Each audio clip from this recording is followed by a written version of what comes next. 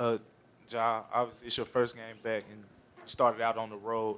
Um, two-part question. One, at the beginning, were you kind of surprised that there was a lot of boos in the crowd? And then two, the finish, just what was just describe how you feel after that display.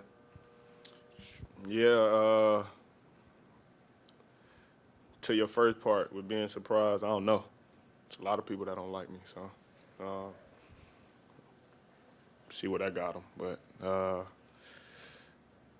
it was just, I feel like the surprising part was, I got called in the starting lineup. It was loud cheers, and then when the game started, it went to boos.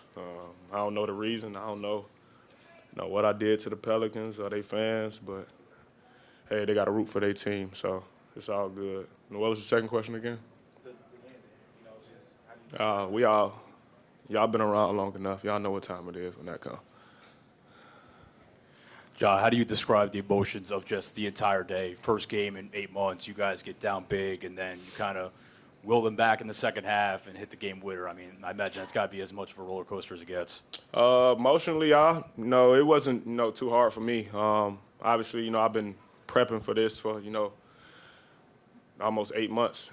It's been 8 months since I, played a game. I'm confident, in the work I was putting in and, trying to be in the best shape possible to go out there and, be able to, be out there for the guys.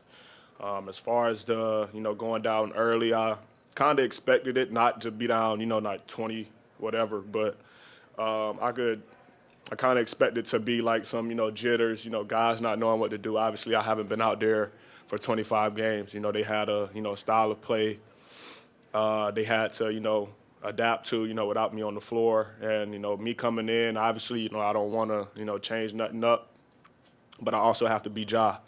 And I felt like, in that first half, I was just kind of, trying to figure out, the game. And then, second half, I pretty much in the locker room just told the team, stay together, that we can make a run. And, normally when, that happens, when you have a big lead, it's hard to keep it in the NBA. It's a game of runs.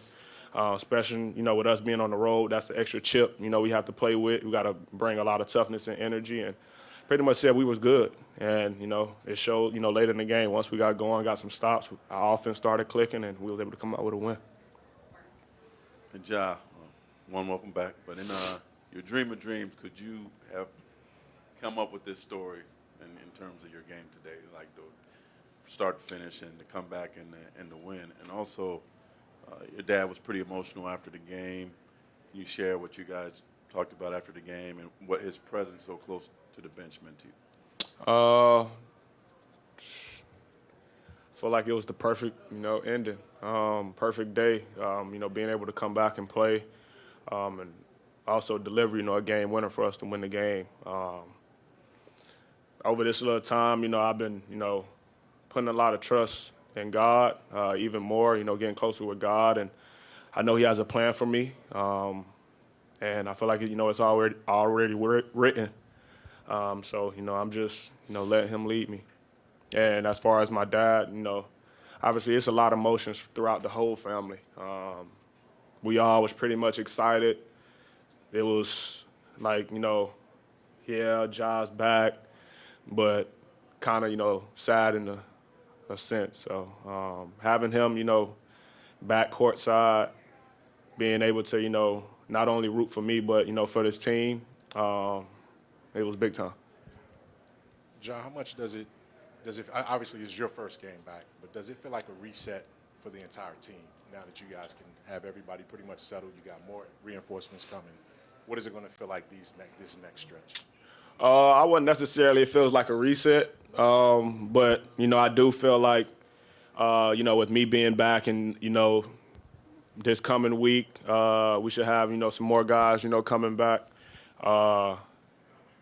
We should be, pretty much a good team. Obviously, we got to, keep the good things we've been doing over this, first 25 games and, keep obviously working on that. But I feel like the number one thing for us is just, holding each other accountable while we out there on the court, being able to, get on your teammate, but also your teammates, being able to, get on you and nobody getting in their feelings or getting mad. And tonight, I don't know if anybody was around the bench or, on the court, but I heard a lot of that, and I actually shared it with Dez after the game. Like, I feel like it's gonna make us, so much better. I missed a couple rebounds, and having Dez say something to me like, effing rebound, it was something. I wouldn't say it was new, but it's something that made me just lock into it, and being able to come back, have 6 boards, couple of them, late, is what we need to be able to turn the page.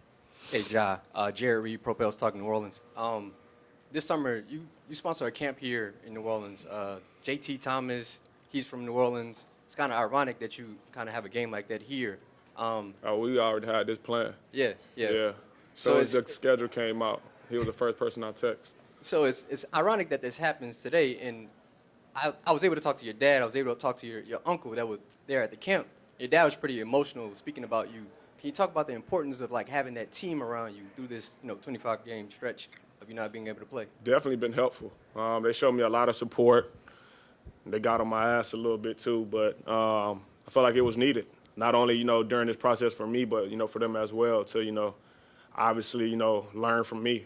I feel like in this world a lot of us make mistakes, and I feel like my message, the message they got from mine is that regardless if you make a mistake, you just have another chance to fix it and reinvent yourself. And them I'm hearing a lot of Ja, I'm proud of you, how you carrying yourself and this and that from them, and I can see how it changed them as well with how they go about their days too. So definitely something good. I feel like that's the good that happened during this process. I obviously don't wish it it happened, but it definitely took me, my family, my team to the next level. 2 things, just sort of real quick. One, you talked about feeling your way into the game in the first half. Were you feeling any of the effects of not having played since April from a fatigue standpoint? Oh, for sure. Yeah. Yeah. And the gold shoes, were those special for the return? I got a lot of them. Stay tuned. I just couldn't. I actually let some of my staff choose which one I was wearing today. So. Yeah, kind of following up, just what was the fatigue factor like for you today? And then when you kind of get into that fourth quarter mode, not just the game winner, but like that last 2 minutes, do you even feel any of that down the stretch? For sure. I had a conversation with Dez, like asking him, like what he want to run, late in those situations. I think I made like 2 layups back to back before the game winner. And, when I was going to take off and come down, I felt like my calves was about to start cramping. That timeout we had to draw the last play up, I actually had a massage gun, my calves. And I told Dez, asking him, do we want to, get an easy bucket? Jaren pretty much, had a, smaller defender on him. Should we just, go in the post, with the time?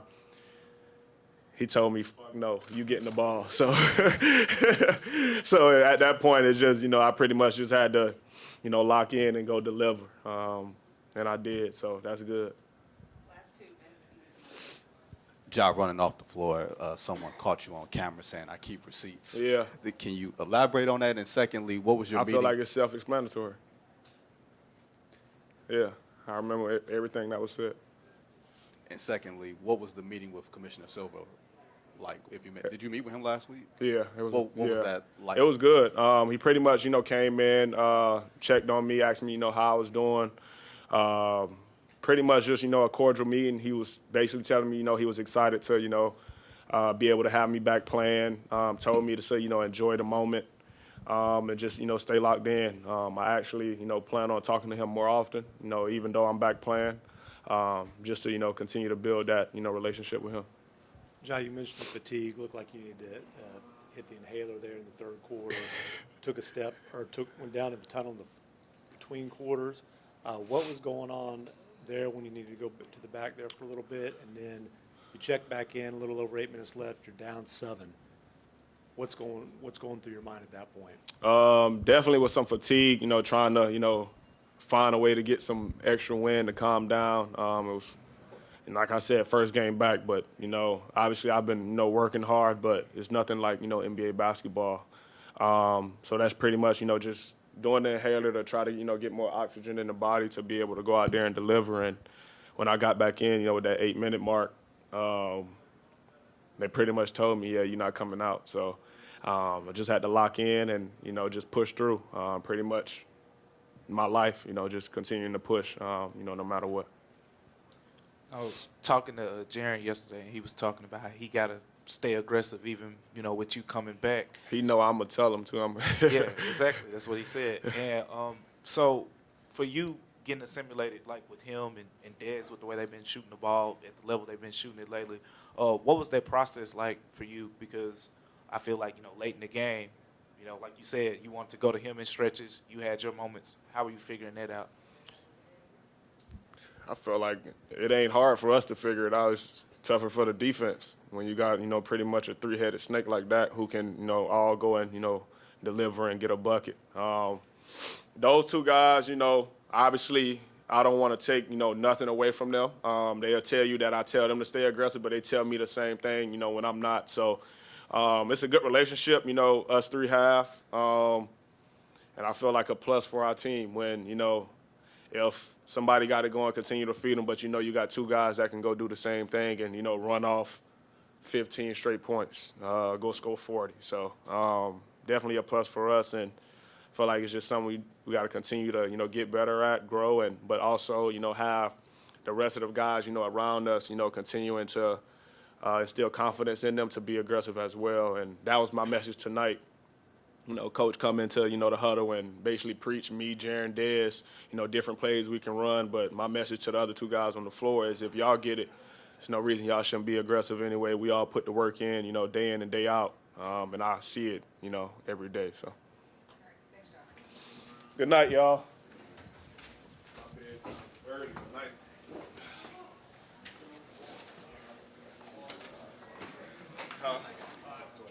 Plus 12, that's crazy. Oh, wow. Yeah, I see it. Yeah, dang. That's crazy.